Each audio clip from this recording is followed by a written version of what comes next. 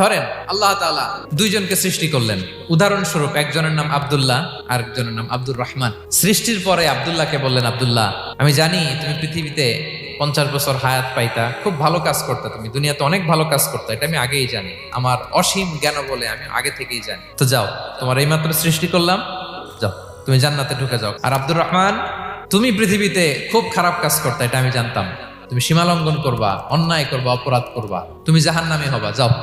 যেহেতু আমি জানি পরীক্ষার আর দরকার নেই, তোমারে জাহান্নাম দিয়ে দিলাম, যাও ঢুকে যাও। সে বলবে, আল্লাহ এই মাত্র আমারে বানাইলেন, সৃষ্টি করেই বলতেছেন তুমি জাহান্নামে যাও, আর বলতেছেন আমি জানি দুনিয়াতে পাঠালে তুমি খারাপ কাজ করবা, তুমি জাহান্নামী হবা, পাঠানোর আর কি দরকার, আগে থেকেই জাহান্নামে যাও। আল্লাহ আপনি জানলে জানতে পারেন, আমি তো জানি না, ঠিক কিনা বলেন?